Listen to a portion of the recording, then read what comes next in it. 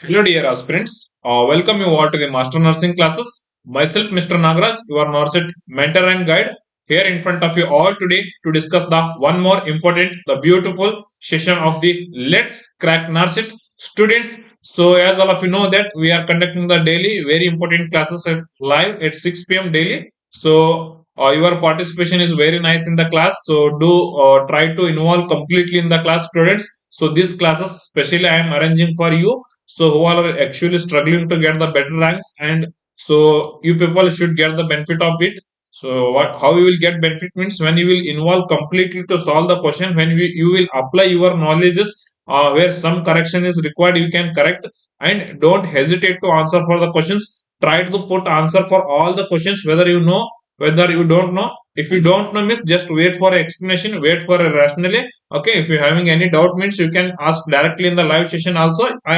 After class you can comment in the comment box also whenever I will get free. So definitely I will reply for the comments whether if it is valid question. Okay, so without wasting the time, we will start the today's class, students. I'm welcoming once again to you all to the master nursing classes, where the dreams are coming true, where the concept are building, where the golden MCQ with clear concepts are we are clearing. So welcoming you all once again to the master nursing classes. Okay, if you are new to my video, if you are new to my channel, don't forget to subscribe and don't forget to hit the like button, students, where it is a real motivation for us. Okay, so without wasting time, we'll start our today's class. Here is the first question of the class. Yes, very important question. This particular one question I have made by combining the three questions, where you will solve the 3 to 4 questions from the particular one solving this one question. Okay, so do solve the question and try to involve for the session completely till the end. Do watch the session completely till the end, and the questions of the today's will be very importantly focuses on the pediatrics, renal conditions, that is related to the phimosis, paraphimosis, and so what is circumcision, what are the nursing responsibilities after the circumcision. Okay, so and the many questions which comes from the bladder cancer. Okay, emergency conditions like the road track accidents to the or perennial region where the kidney and the urethra get damages. So that situations also I have collected the questions. So the very important questions, the scenario based questions, the practical based questions, and the concept based questions will be going to come in front of you. So try to involve completely in the session. Okay, the session requires somewhat knowledge to solve the question, and so the maximum knowledge I want to give you in this session. So do attend the session completely till then. Okay, so read this question completely and try to answer for the question. Yes, so here is the question: which of the following is true related to the bladder cancer, students? So here is the some statement that is related to the bladder cancer. Okay, so which of the following is very true related to the bladder cancer? Okay, option A is the painless grass hematuria is the classical picture. Students, very importantly, in two renal conditions where we will get the hematuria. Hematuria means, yes, hemo means the blood, urea means the urine. Okay, so where the hematuria is the when the yes the visible or the microscopic blood clots will comes in the urine, we call that is then the hematuria.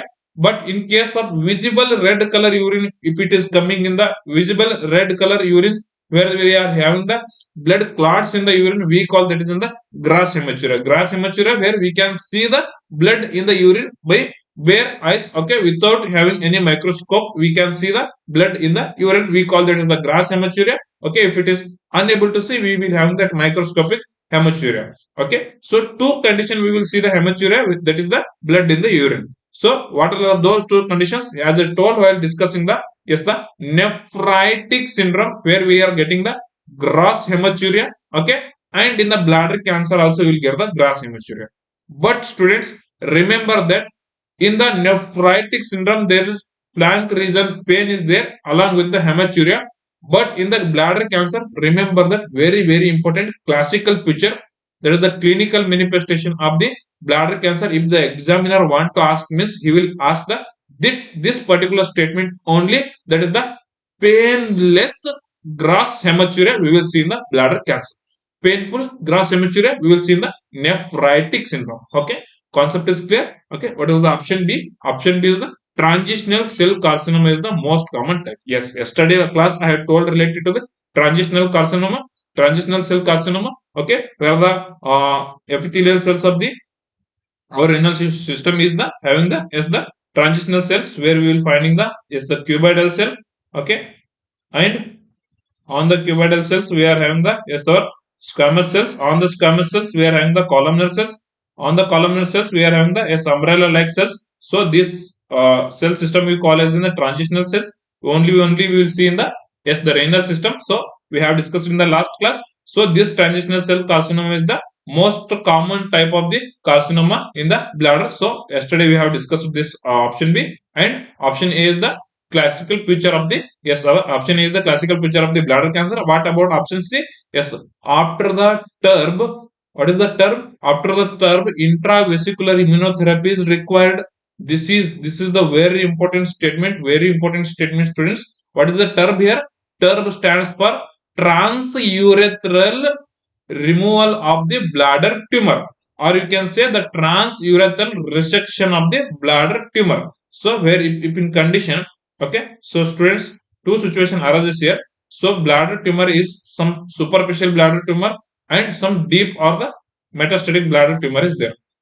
If the person is having a benign superficial bladder tumor, we will insert the catheter or the guide wire like this, and through the urethra, that is the transurethral, and we will remove this tumor through the urethra only. That is the transurethral bladder tumor removal. Okay, transurethral resection of the bladder tumor. Very, very important. If in case if it is metastatic tumor, if it is deep tumor where it is penetrating the nearby organs, at that point of the time we will do the cystectomy, means we will remove the entire bladder only. So that is the cystectomy. So here's the term stands here, the transurethral resection of the bladder tumor. After that, intravesicular immunotherapy is required. What is the intravesicular? Intravesicular means inside the bladder. Immunotherapy is required. Yes, absolutely, students. We will give the intravesicular BCG in the bladder directly. That is the Bacillus calmette urine vaccine, where the vaccine to prevent the TB, where we will give in the newborn. So that same vaccine only we will dilute and we will inject directly inside the bladder. That is what we call the intravesicular immunotherapy, which is required immediately after the term. Okay, keep in your mind. So all these three statement is very, very true. So if you will apply this knowledge on the other questions which arises from the bladder cancer, definitely I will assure you your answer is going to correct 100%. Why? Because I have brought those important points that will ask in the exams from the bladder cancer. Okay, so the answer for this question is the option D is the correct answer. All the above is the correct statement, students. Of the concept is very much clear for this one. So if the examiner asking which vaccine you will give the intravesicular to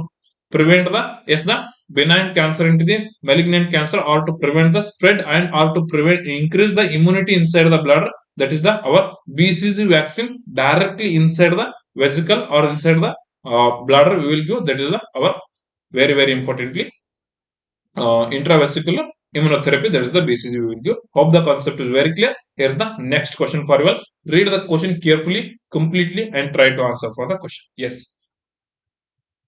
Question is like this: the backflow of the urine from the bladder to the ureter is known as option A, the Cremasteric reflex. Option B is the vesico-uretral reflex. Option C, the Babinski reflex. Option D is the none of the above. So what is the backflow of the urine from the bladder to the ureter? Okay, not urethra. It is bladder to the ureter is known as, yes, students, as all of you know that this is our beautiful kidney we are having. Okay, so from the beautiful kidney, this is the renal pelvis, and here is the ureter. Okay, here is the ureter, and our beautiful ureter, it will get connected to our the bladder. Okay, this is our beautiful bladder. Okay, from bladder it is then the urethra. So the length of the urethra in male is the 20 centimeter, and the length of the urethra in female is only and only is the 4 centimeter. Okay, so this is our beautiful renal system. Okay, here we are also same similar left side also we are having. Okay, so it will also get connects like this. So this is we call the kidney, and here it is the renal pelvis, and here it is the urethra. Okay, this is the our bladder, we call this one as in vesicle also. Okay, so very, very importantly, students, the urine will flow in the direction okay, from the kidney to the urethra to the bladder and through to the urethra to the bladder, through urethra it will get out. Okay, this is the direction. So this junction this junction where the ureter is connecting with the bladder, we call this junction as an, yes, the vesico-ureteric junction. Okay, vesico-ureteric junction. If in case, if any obstruction in the neck of the bladder, or if in case any stricture means narrowing of the urethra, okay, at that kind of the situation, the urine will get accumulates in the bladder, and the urine will go back, urine will flow back from this junction, okay, from the bladder to the urethra. That particular situation we call that is under vesico-ureteric reflex is the correct answer. So hope the concept is clear. So then what about the cremasteric reflex, sir? We are hearing this reflex first time. Don't worry students, the master nursing classes is here. The Nagaraj sir here to explain you. So to solve your question. So okay. So what happening here? Okay, let me draw one small diagram for you. Yes. So this is the consider this is our scrotum. So in internal layer of the scrotum is the tunica vaginalis. So just after the tunica vaginalis we are having one muscle. So the muscle name is the cremasteric muscle. So if the examiner asking which muscle is present inside the scrotum, so you can say the cremasteric muscle. The cremasteric muscle. Okay, cremasteric muscle. So when this is the our scrotum and here is the our thighs. Okay, this is the human thighs. Okay, for easy understanding I am drawing the this much rubbish diagram. Don't consider this is a standard diagram. Okay, so this is for easy understanding only. So students, when we stimulate the internal part of the thigh from down to up, at that point of the time, at which side we are stimulating, means we are stimulating at the right side, means our right side scrotum will go up due to the contraction of this our cremasteric muscle. So that is what we call the positive cremasteric reflex, that indicating the well functioning of the L1 to the, yes, our L3. What? L1 to the L3, our spinal nerve functioning normally if the positive cremasteric muscle is there. Means if in case of any spinal cord injury, if in case of any spinal cord injury, our L1 L4 is getting damaged, means the cremasteric muscles will come negative. The cremasteric muscles will reflex will come negative. When we will stimulate from the lower to the upper border, there is no any elevation in the as the right side scrotum. So that is indicating the negative cremasteric reflex, and that indicating the, yes, the not functioning of the L1 and L3, where it is indicating the spinal cord damage. Okay, that is what we call the, yes, the cremasteric reflex positive, that is seen in situation where there is a spinal cord injury. Okay, hope the concept is clear. And the Babinski reflex, so all of you know well know the Babinski reflex is the very repeatedly asked question on the Babinski reflex. Okay, so who all don't know about the Babinski reflex, just give me a 30 second, I will explain what is the Babinski reflex. Okay, so here is the our very important nice foot. Okay, and this is our, yes, so the dorsal part of the foot, and here is the ventral part of the foot, and here is the dorsal part of the foot, and this is the ventral part. So we also call the ventral part as a plantar part of the foot. When we will stimulate the our, yes, the lateral border of the foot from above to this direction with one non-sharp object, where there is in the, yes, very importantly, our all fingers should be turned this side. So there is the plantar flexion, that indicating the normal. So that indicating the normal. If in case when we stimulate with a non-sharp object, our great toe is dorsiflexing towards this side, and so that is the dorsiflexion means the bending towards the dorsum of the foot, that is the dorsiflexion, and bending towards the plantar region of the foot, that is the plantar flexion. Hope the concept is clear. Okay, when the great toe bends towards the our dorsum of the foot, that is the dorsiflexion of the great toe, followed by the, yes, the panning, means the fingers will, yes, the pan like this, means dilate like this, there is the panning of the other toe except the great toe, where the great toe is dorsiflexing and other toes of the foot are getting panning. So that is what we call the positive Babinski reflex, whether already I have explained in the previous questions, where it is the normal in the less than 2 year children, and if it is appearing the positive Babinski reflex more than 2 year children means that indicating the some upper motor neuron damage in the our spinal column. Hope the concept is very clear. That is the positive Babinski reflex. Okay, so I hope the concept is clear for this question. Okay, and we will move forward for the next question. Here the next question. Try to solve the question. Okay, so 1 minute please. Yes, here's the next question. Let's read the question completely, carefully, and try to answer for the question.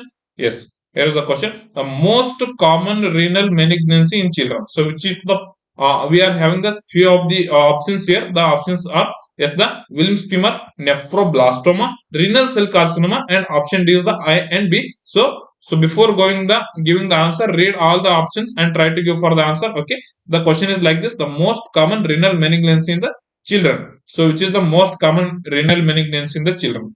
Students, if the question is yes, like this only, most common renal malignancy. Okay, so here nothing is given. Okay, means only the examiner is asking the most common renal malignancy is yes, the overall the most common renal malignancy is the yes, our renal cell carcinoma, where in the renal cell carcinoma, which is the most common, so that is the clear cell carcinoma. Okay, clear cell carcinoma or the renal cell carcinoma, we can say renal cell carcinoma is the most common overall type of the malignancy of the kidney. If in case the examiner is asking the most common renal malignancy in the children, so most common renal malignancy in the children means the answer goes to the option A and B. Yes, the Wilms tumor. Wilms tumor we will also call as the nephroblastoma. So these two things are same only. The two things are yes the same only.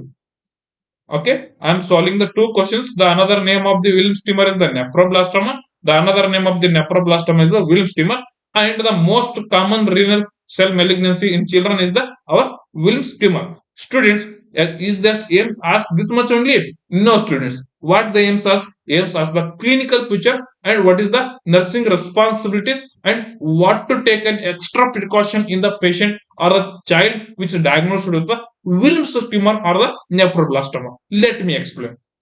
So what happens here? So if the child is coming and diagnosed with the Wilms tumor or the nephroblastoma, where there is in the yes the cancer or the malignancy which occurring inside the kidney, okay, where there is the organomegaly or the renal enlargement occurs. Okay, when we see the palpates the abdomen cavity of the baby, so at that point we will find the mass inside the abdomen.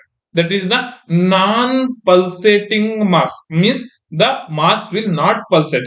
So if we are finding the pulsatile mass means we are finding some mass in the abdomen and which is giving the pulse. That is we will see and we will found in the patient with the abdominal aortic aneurysm, means the large aorta of the abdomen is getting dilated abnormally, where we are getting the pulsatile abdominal mass near the umbilicus, that is and seen in the abdominal aortic aneurysm situation, where in the Wilms tumor or the nephroblastoma we will see the non-pulsating mass in the abdomen. Hope the concept is clear. Okay, so what is the extra precaution we need to take here, students?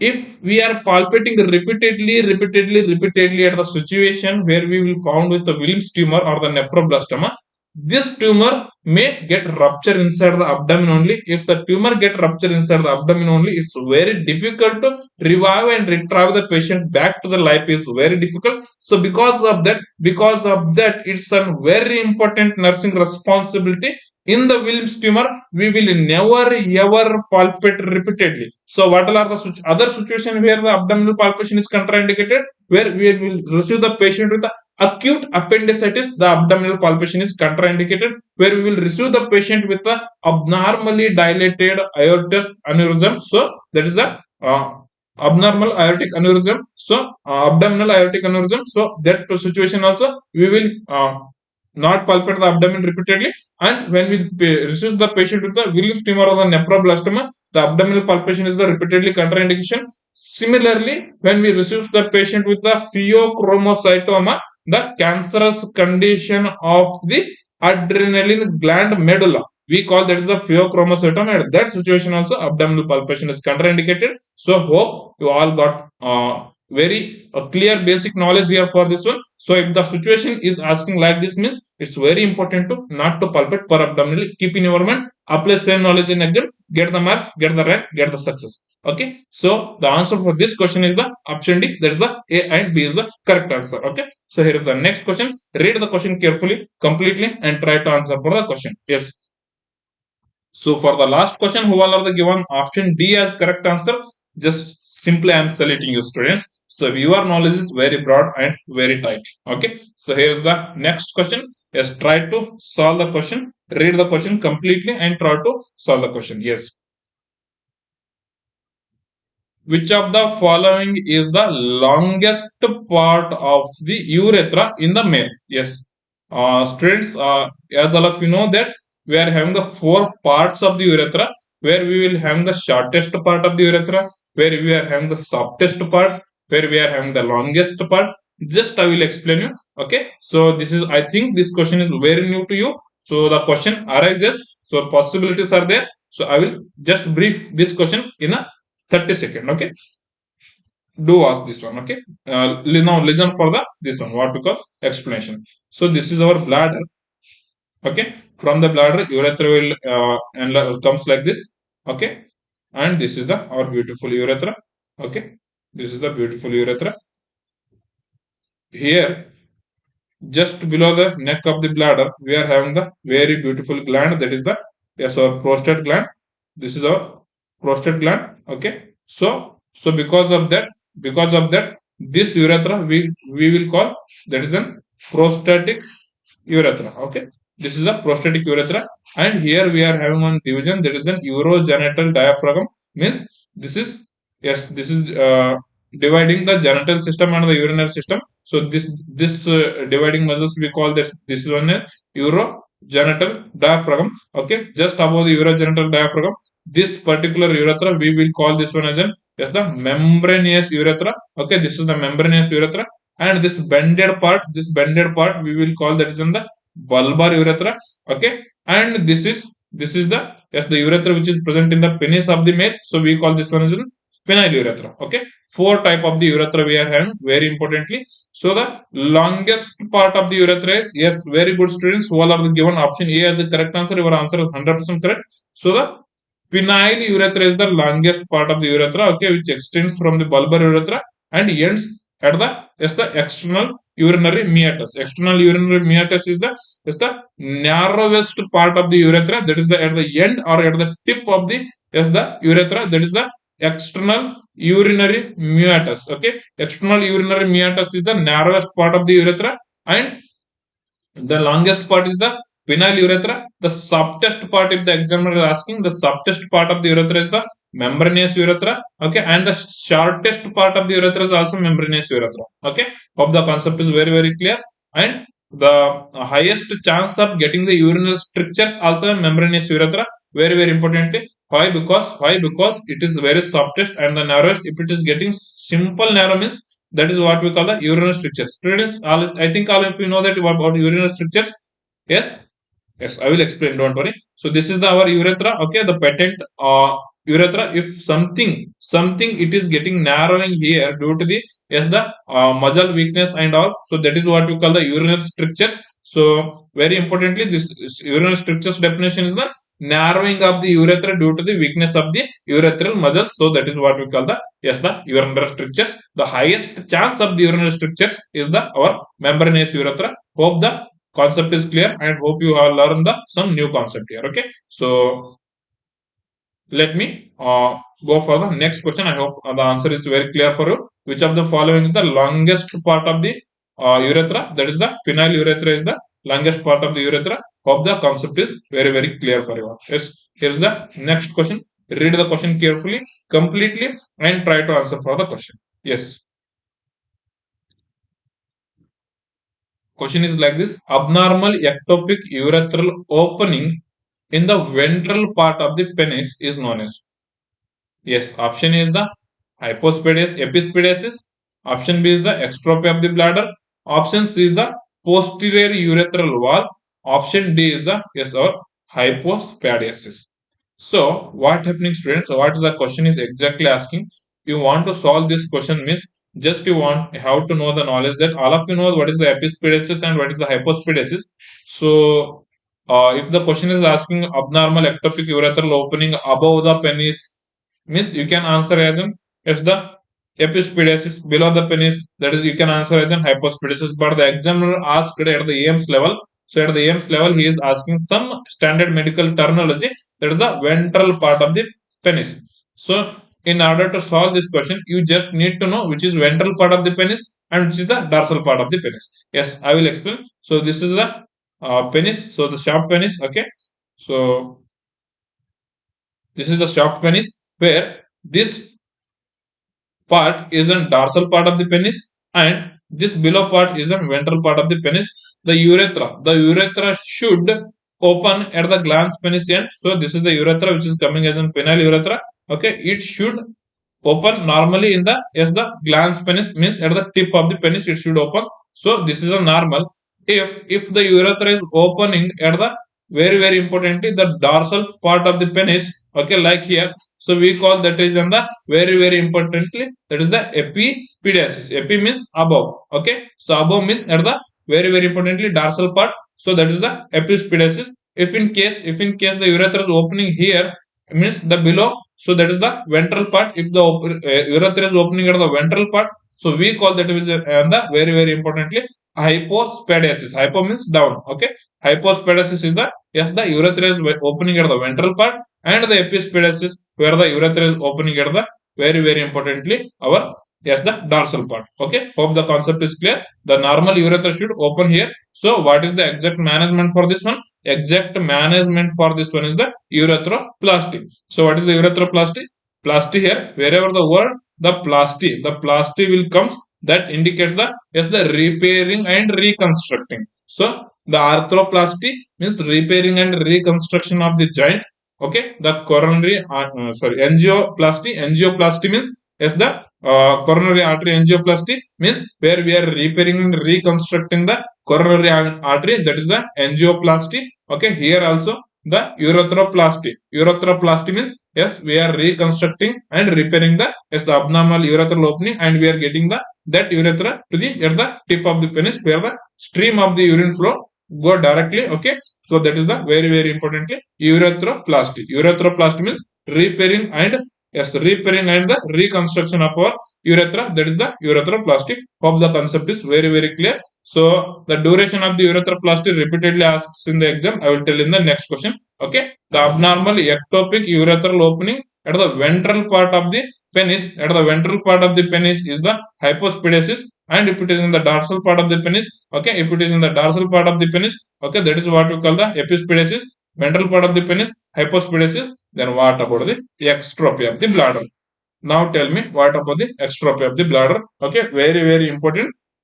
So just comment who all are know about the exstrophy of the bladder. Try to comment in the comment section. So if you who all are don't know, just try to answer here. Okay, look at the what we call explanation. So this explanation definitely give a 1 marks if you are understanding easily. Okay, so this is our normal anterior abdominal wall. Okay, and where we are having the, yes, at the symphysis pubis level. So we are having the, yes, the pubic bone.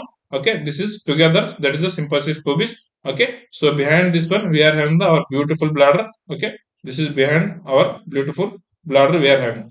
If in case congenitally the anterior abdominal wall is not closed properly, the anterior abdominal wall is not closed properly, and if in case the situation where the our, as the right and left pubic bone is not fused, where the symphysis pubis diastasis. What is the diastasis? Diastasis means the separation of the joint. That is what we call the diastasis. If the joints are get separated and the anterior abdominal wall is not formed, okay, so because of that, this particular bladder will expose to the environment, Okay, so the associated features of the, yes, the extrophy of the bladder is an absent of the anterior abdominal wall and the pubic bone diastasis. Okay, and simply we can say another very important association, that is an epispediasis we will see along with this one. Okay, definitely. So remember one word I will tell now. Whenever you will get the congenitally malformed children with epispediasis, as a nursing officer, always you first assess the exstrophy of the bladder, because 60 to 70% of the cases where we will found the epispadiasis, they will have the anterior abdominal wall defect, and they will have the diastasis of the symphysis pubis. So very importantly, the bladder exstrophy is also associated with the exstrophy of the bladder. So now when you will get the patient with the epispadiasis, always assess for the exstrophy of the bladder. Why? Because it is always associated, and the other associated conditions are the absent of the anterior abdominal wall and diastasis of the symphysis bone, and very importantly epispadiasis. We will get all together this condition in the only one child. So I told you the very important point: when you will get the patient with epispadiasis, assess for the diastasis, assess for the exstrophy of the bladder. Okay, so this is the question. Is that aims ask this much only? No, the aims ask the is the what as a nursing officer you will do in the patient with the as the exstrophy of the bladder. I will discuss in the next question. Okay, so just last while telling the urethroplasty, I told the yes, the urethroplasty is the reconstruction and repairing of the urethra. Okay, if the urethra is opening at the ventrally or the dorsally, so we need to just get that urethra to the our shaft penis, that is our glans penis, where we want to reconstruct it one. So what is the best time to what is the best time to perform the urethroplasty? Yes, now try to answer for this question. What is the best time to perform the urethroplasty? Yes, the urethroplasty. Students, yes, just try to come and answer for this question. This is a very direct question. So if you know the exact answer, means you will get the 1 mark. So if you don't know the exact answer, okay, this question type of the questions coming in the exam, you don't know the exact answer, don't try to answer for this kind of the question, because this kind of the question needs the accurate value. Okay, if you know the value, means you can answer. If you don't know the value, means we want to, yes, we are having the around 10 to 20 question to skip. Just include this type of the question also in the skip, because as you know, as you will score as an 100 questions as a correct, that is equally important to reduce the negative marks also. Your negative marks is reducing, and you are getting the around, yes, the 65 to 70 marks as the correct answer, you will get the seat in the aims. So for you, you are having the 30 plus questions to skip, students. So don't try to answer for the yes, the questions which exactly you don't know. Okay, so I will build the concept to remember this one here. So remember this: urethroplasty means repair and reconstruction of the urethra should be done before the toilet training. So when the baby will get the toilet training, the baby will get, yes, the very importantly, when the baby will get, yes, from the 18 months to 3 year, the baby will get the toilet training. Okay, so as we have studied in the psychosexual development of the our Sigmund Freud's theory, so that is very importantly 18 months to 3 years, the baby will get the toilet training. And for the oral phase, the baby is in the oral phase from the, yes, from the very importantly up to the 18 months, it will be in the oral phase. After the 18 months to up to the 3 years, it will be in the, yes, very importantly, the toilet training phase. So we need to construct the, yes, repair and reconstruct the urethra very importantly, that is from 6 to 12 months. Remember, we will reconstruct and repair the urethra. Yes, that is the before going for the phase of the toilet training. Okay, hope the concept is very much clear for you all here. So here's the very important things for you. That is the best time to perform the urethroplasty in hypospadiasis is the 6 to 12 months. That is the exact correct answer. Okay, so do correct this one in your so last minute revision notebook. That will help you. So one more questions from pediatrics, it will come as the best time to do the surgery. That is the best time to do the surgery in the situation of the, yes, the our cleft and cleft palate, where we will follow the, yes, the rule of 10. Can anyone tell the rule of 10? What is the rule of 10? Yes. Can anyone comment in the comment box regarding the rule of 10? Rule of 10 is then, yes, the pre-procedural uh, things where we will assess whether it is achieved or not by the baby. So if the baby is achieving this rule of 10 only, means we will take the baby for the, yes, the repairing of the lip, that is the cheiloplasty, and palatoplasty also we will see the rule of 10, especially for the cheiloplasty, means in the cleft lip situation we will see the rule of 10. What is the rule of 10? Rule of 10 is the, yes, the baby should be, yes, baby should be more than 10 weeks age. Students, remember, not 10 month, 10 year. The baby should be more than 10 weeks age, and the baby's hemoglobin should be hemoglobin should be more than 10 gram per deciliter. Baby's hemoglobin should be more than 10 gram per deciliter. And very importantly, yes, hemoglobin I told, as I told, yes, very importantly. So, baby's weight, very importantly, the weight should be more than 10 pound, not kg students, 10 pound. The weight should be more than 10 pound, and the WBC of the baby should be less than 10,000, yes, millimeters cube per deciliter. Okay. So when there is a baby's WBC is less than 10,000, his weight should be more than 10 pound. His HB should be more than 10 gram, and the age should be more than 10 weeks. So that is what we call where the baby is eligible for the our cheiloplasty, where we will doing the repair and reconstruction of the our cleft lip. So, and in the urethroplasty, if the examiner is asking 6 to 12 months is the better. Okay, and in the cheiloplasty, that is the more than 10 week is the better time to do the, yes, that is our cheiloplasty. Hope the concept is clear. Here is the next question for you all. Read the question carefully, completely, and try to answer for the question. Yes. Question is like this: extrusion of the urinary bladder from defected abdominal wall below the umbilicus is known as. Yes, already discussed the question. This one, students. Option is the exstrophy of the bladder. Option B is the phimosis. Option C is the paraphimosis, and option D is the priapism. So, try to answer for this question. Yes.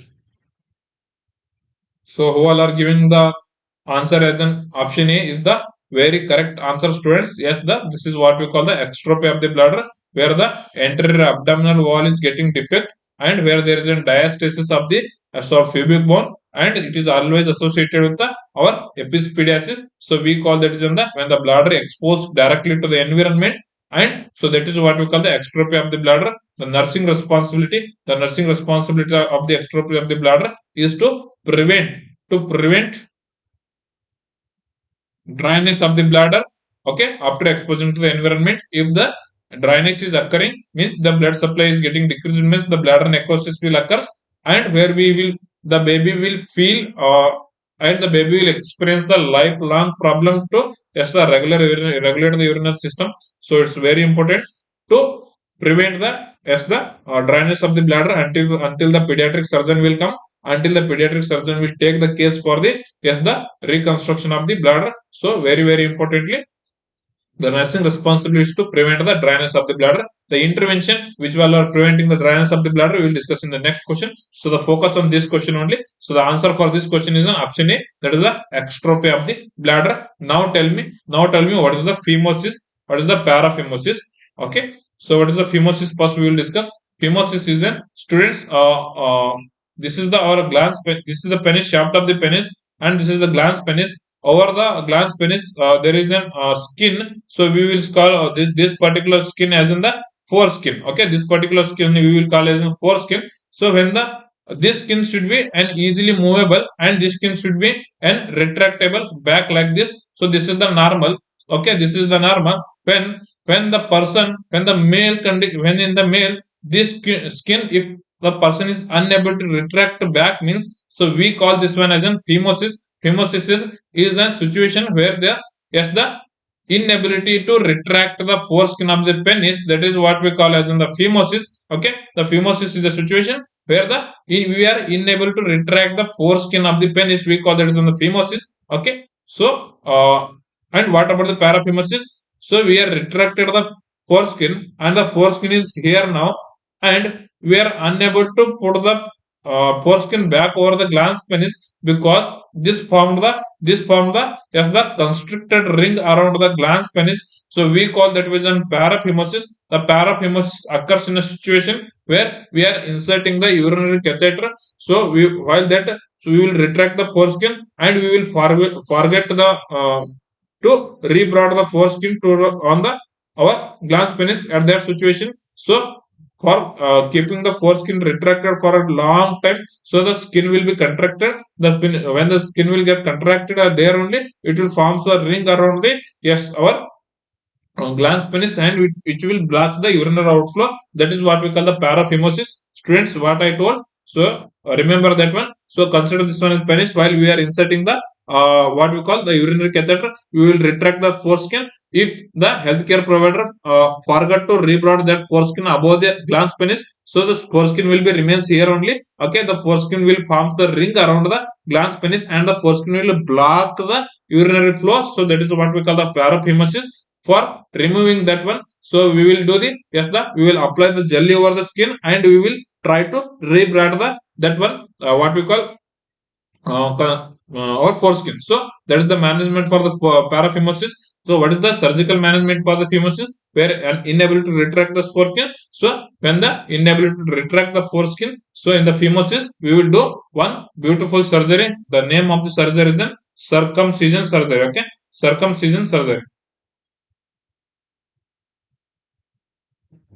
Circumcision surgery. So this is the circumcision surgery. Is the surgery where we are uh, cutting and putting the that particular foreskin in the the yellow color bin. So that is the our circumcision, means we are surgically removing the foreskin. That is the circumcision. So after foreskin, remember students, for the first 24 hours, minimal small bleeding is the and complete redness of the as the entry part of the penis is the normal. So no need to worry about that. So all patients, the childs who are undergone the circumcision surgery will have the complete red color penis. Okay, and that is due to some microscopic bleeding. So that is normal. It will get controls after 24 hours. So even after 24 hours also, even after 24 hours also, if you are finding the leaking of the blood from the surgical incision, you have to inform for the doctor. So that is the nursing responsibility here. Keep in your mind. Okay, so this is all about the phimosis and the paraphimosis. Okay, then what about the priapism?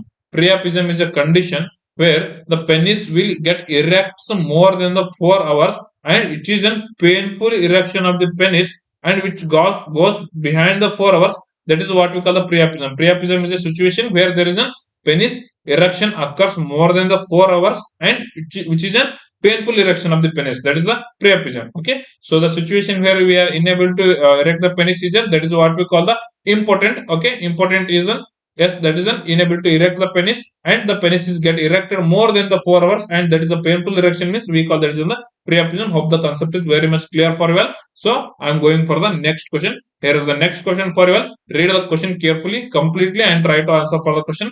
Very easy to easy questions with the basic terminologies and the advanced nursing responsibilities I am telling, and the focused nursing responsibilities I am telling. Okay, along with the each options. So keep in your mind, apply the same knowledge in the exams. Okay, so here is the next question. As the question is like this: the most important nursing intervention in a newborn with the exstrophy of the bladder.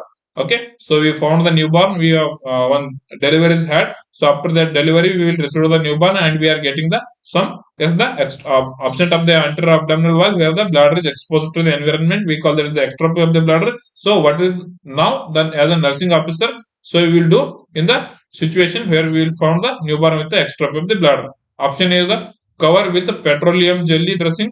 Option B is the cover with the sterile non-adherent dressing and apply the ice to the ice to keep it cold. And option D is the push it inside the and suture it. Students, so I will eliminate option D first. Why? Because pushing the bladder inside abdominal cavity and suturing is our not nursing responsibility. This is the responsibilities of the pediatric surgeon. The pediatric surgeon will come. He will assess the situation, and he will decide whether the as the surgery to be done or not. Okay, that is the work of this pediatric surgeon. This is the pushing the suture, what we call the bladder inside and suturing the abdominal wall is not our work. Okay, so option C is the apply ice to keep it cold. So when some internal organ is exposed outside, you are putting the ice directly over that organ. Okay, the blood supply of the organ will get constriction. As all of you know that, so the heat application will leads to the vasoconstriction. Vasoconstriction leads to the decreased blood flow. Decreased blood flow leads to the ischemia, infarction, necrosis.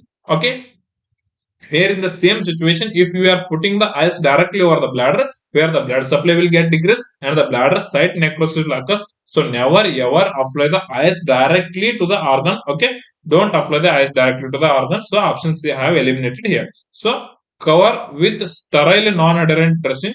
and petroleum jelly. Students, one of your famous guide. So that guide you are finding that the answer for this question is in cover with the petroleum jelly dressing. So in the NCLEX book, it's clearly given that don't apply the petroleum jelly dressing to the exposed bladder. Why? Because if we are applying the petroleum jelly dressing directly to the bladder, so it is attaching to the mucus. When we remove the dressing, the mucus also it will comes with the dressing, so the mucosal erosion occurring due to the petroleum jelly dressing. Now the new guideline says don't cover the bladder with the petroleum jelly dressing. Just you have to do is the dip one gauze pad inside the normal saline and keep that gauze over the abdominal cavity where it is exposed bladder. Okay, so cover with sterile and non-adherent dressing. Non-adherence means it's not attaching directly, means ಅದು ಅಲ್ಲಿ ಹತ್ಕೋಬಾರ್ದು. ನಾವು ಯಾವಾಗ ಅಲ್ಲಿಂದ dressing remove ಮಾಡ್ತೀವಿ, ಆ particular organ ಏನ್ ನಾವು cover ಮಾಡಿದೀವಿ ಆ ಡ್ರೆಸ್ಸಿಂಗ್ ಇಂದ, ಆ ಆರ್ಗನ್ ಗೆ ನಮ್ ಡ್ರೆಸ್ಸಿಂಗ್ ಹತ್ತಬಾರ್ದು. ಸೊ ಮೀನ್ಸ್ ಅದು ಅದ್ರ ಜೊತೆ ಕಿತ್ಕೊಂಡ್ ಬರಬಾರ್ದು. That is the main purpose. Means when we will apply the dressing over one particular organ, so that mucosa should not come with the our dressing. So that is the particular main basic reason where we will apply the non-adherent dressing. Non-adherent means it's not attaching directly. Okay, so hope the concept is clear. The dressing should be sterile and the dressing should be non-adherent in order to prevent the dryness of the our bladder. Okay, so we have to main focus is to prevent the dryness of the bladder. Hope the concept is very very clear. And here is the the next question for you all. The answer for this question, yes, all are the given. Option B is the correct answer. Your answer is 100% correct. Okay, so for I will remove these highlights, so otherwise people will get confusion. Okay, so answer for this question is in option B. That is the 100% correct answer. Okay, hope the concept is very very much clear here. Here is the next question. Yes, read the question carefully, completely, and try to answer for the question.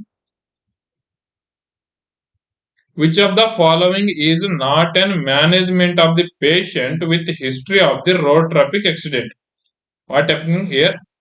Focus over the word. Which of the following is not a management of the patient with the history of the road traffic accident and complaints with the inability to pass the urine and blood at the tip of the urethral meatus? What happening here? So one person, he underwent the road traffic accident. Okay, road traffic accident he underwent. After that, the person is unable to pass the urine. Okay, inability to pass the urine. Okay, and after that, the person is having the some visible blood at the urinary meatus. Means at the end of the urethral tip, the person is feeling some visible blood is there.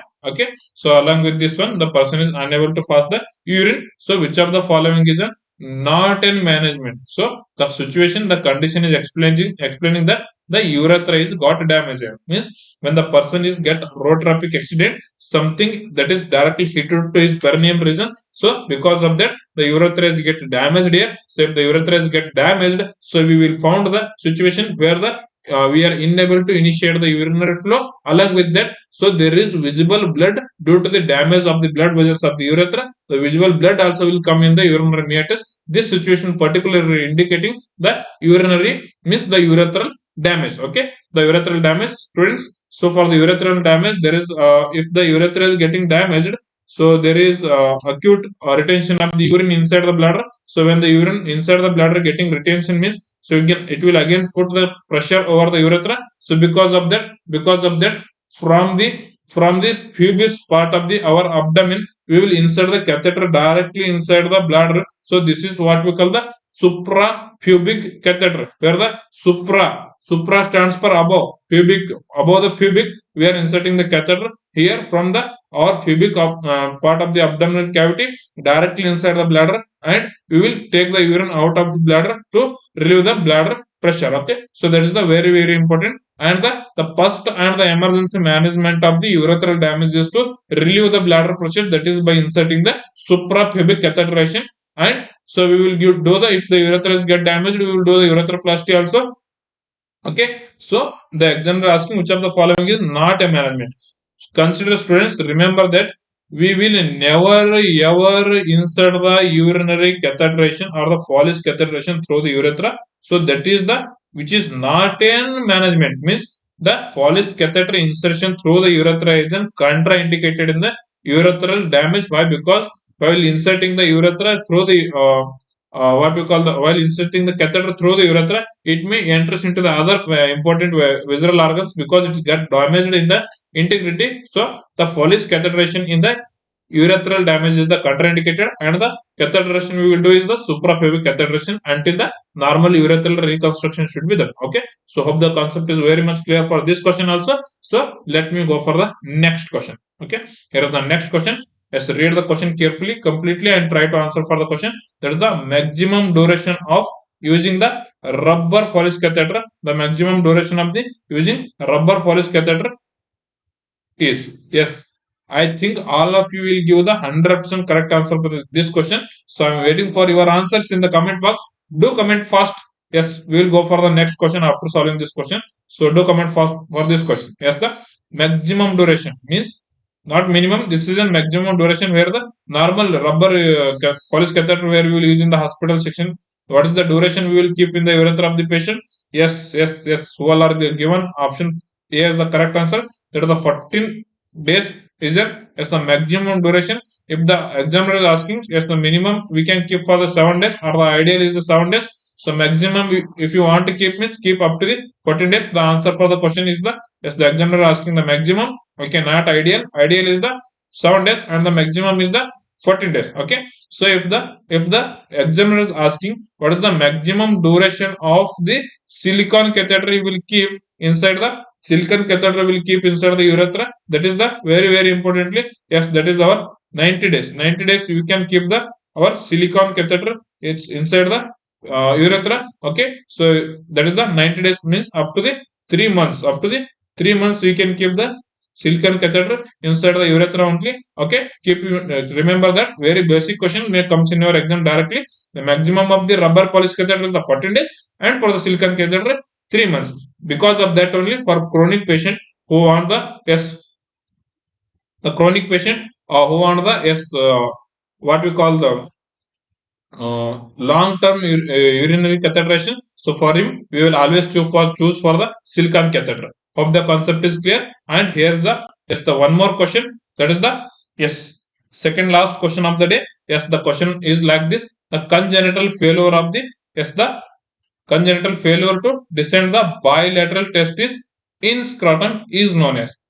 So the question is like this. So when we receive the newborn, where the newborn is situation where the testis is not descended down into the scrotum. So what we call the that situation where the testis not bilateral means the both testes will not get descended into the scrotum. Means the when in clinical examination when we will assess the scrotum will feel empty. Okay, when we will feel the empty scrotum, that is the situation. Okay, when the testis get struck into our inguinal canal. So because of the accumulation of obstruction of the testis inside the inguinal canal, so because of that the testis are not came in the our scrotum. So the testis not in the scrotum is, so that is the testis are hidden in the inguinal canal. So for the word hidden we call as in crypt. Crypt in the sense hidden. Okay, archidum means what is happening. Archidism, wherever the word archidism will come. So that is something which is related to the testis. Okay, here the hidden testis we call that one as in crypt archidism. Okay, so crypt archidism is in situation where the person or the newborns both testis is not descended down into the scrotum. When the testis will form, yes, can anyone answer? When the testis will form in the intrauterine lap, the testis will form in the intrauterine lap at the 3 month. The testis will form. Okay, and for the, as the 6 month, it will come to the 6 to 7 month. It will comes to the our very importantly, yes, internal inguinal canal. So from the 9 month, for the 9 month, it will comes directly into the our scrotum. So in the intrauterine life of the 9 month, the testis should be inside the our what so called the scrotum. So because of that, so after the birth also we will wait for the 6 weeks. Sorry, we will wait for the 6 days, first 1 week for the diagnosis of the cryptarchidism. Okay, so within 1 week after the birth also it will comes into the scrotum. If it is not coming inside the scrotum even after 1 month, even after 1 week also, we call diagnose this situation as in the cryptarchidism. Okay, the situation where we will diagnose as a cryptarchidism is the, as the both bilateral testes are not coming inside the scrotum even after the 9 months. We call that it is the cryptarchidism means the hidden testis. Okay, the situation where you will understand easily. Okay, what about the cryptomenorrhea? The word crypto means again it is hidden. So as of you know that this is the vaginal canal of the female, and for the vaginal canal of the female, so this is the hymen. As you know that the canal in the newborn which is covered by the hymen, and inside the hymen, so there is one small hole should be there. So this small hole which allows the after the menarche means after the starting of the first menstruation, so it allows the blood from the our urethral from the urethra of the female, it will comes through the hole and it will comes out. Okay, if in case of this hole is not there, means that is the yes the if the anatomical defect where the hole is not there, means the hole is not there, means the blood will accumulate here only, means the menstruation is started but it is not visibly it is not visible, means it is a hidden menstruation. We call that one as the cryptomenorrhea, where the surgical management for the cryptomenorrhea will do the yes the cruciate incision over the what we call the our hymen. So the hymen will get open, so the blood will comes out. So that is the surgical management for the cryptomenorrhea. So then what is the surgical management of the cryptorchidism? Means we will do the archidopexy. Archidopexy is the surgical management where the yes the testis which is obstructed in the inguinal canal, it will we will bring that testis into the scrotum. So that is what we call the archidopexy. When we will give when we will do the archidopexy, we will do the archidopexy after the 6 month students. So not 6 weeks, not 6 days, not 6 hours. We will do the archidopexy after the 6 months. Why? Because so in the many cases the testis which got obstructed in the inguinal canal, it will comes normally to the scrotum. So if it is not coming even after 6 months, means we will do the archidopexy. That is, we will surgically bring that those hidden testis into the scrotum. So that is the archidopexy. So then what about architis? Architis is the as the infection and inflammation of the testis. We call that is in the architis. So the architis is the situation where there is an inflammation and infection of the testis. So in the person where the post mumps means as a complication of the months, we will study the architis where the chances of the yes the infertility is there in the both male and female. So where in the female we will find the oophorytis, where in the male we will find the architis. So this kind of the situation based questions are just in the exams. So keep remember students whatever the explanation I have did here. So that is for the basic understanding. So and for the advanced knowledge also I have given for this question. Okay. Here is the last question of the day. So just read the question completely carefully and try to answer for the question. Okay. So here is the last question. That is the Friend sign and the Deming sign. Okay. So what is the question? There is the friend sign and Deming sign is done to differentiate between the dash and dash. Yes, can anyone answer for this one? This is somewhat next level question. Just I will explain you. Don't worry. So if anyone know the answer, just try to answer for this question. Yes, the friend sign and the Deming sign is done to differentiate between yes dash and dash. If anyone know the answer, means just do comment in the comment box.